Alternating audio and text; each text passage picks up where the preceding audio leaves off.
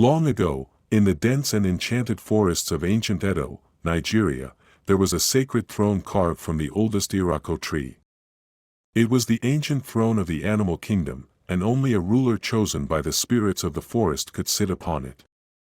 The throne did not respond to strength, beauty, or even cunning. It responded only to wisdom, compassion, and courage.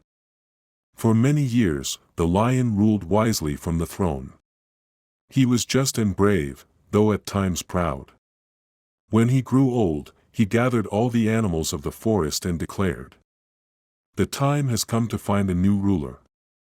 Let the animals who believe they are worthy of the throne come forward." The leopard's ambition. Among the crowd stood Leopard, sleek, strong, and admired by many for his graceful power. But Leopard's heart was not as noble as his appearance.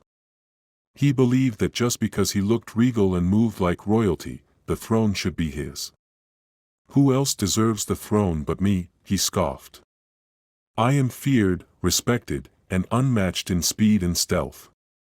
But the forest spirits watched silently from the shadows, waiting to test the heart of each contender. The test of the throne. Each animal was given a task by the ancient tortoise, who was said to speak with the spirits. The lion stepped down, and the first to be tested was the elephant. He was told to help a group of ants cross a flooded river without hurting them. He failed, not noticing the tiny lives crushed beneath his feet. Next came hyena, who was asked to share a meal with a starving monkey. He gobbled all the food and left none behind. Then came leopard's turn. His task was to protect a sick bush rat for one full night from predators. But leopard, disgusted by the rat's scent and weakness, left him halfway through the night, saying, "I am a king, not a servant of weaklings." By morning, the bush rat had vanished, carried away by an owl. Despite his failure, Leopard still walked boldly to the throne and sat upon it. At first, nothing happened. The throne remained still. The forest held its breath. Then, the sky darkened. Thunder cracked. The earth trembled. The throne rejected him. It flung Leopard into a patch of thorns, wounding his pride and spirit. The humble candidate. Just as despair settled among the animals, a soft voice rose from the back.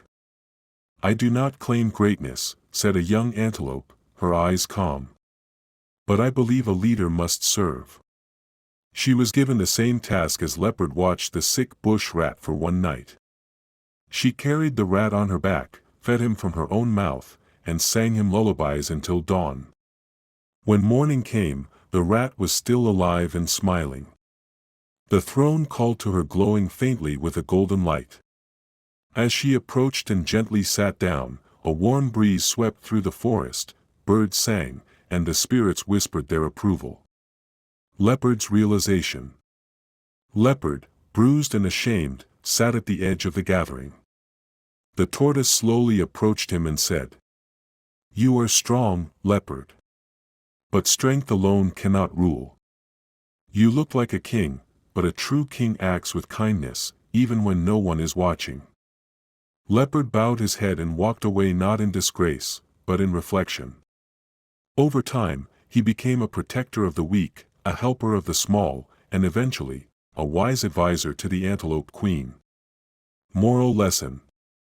True leadership is not taken by force or appearance. It is earned through compassion, humility, and selfless service.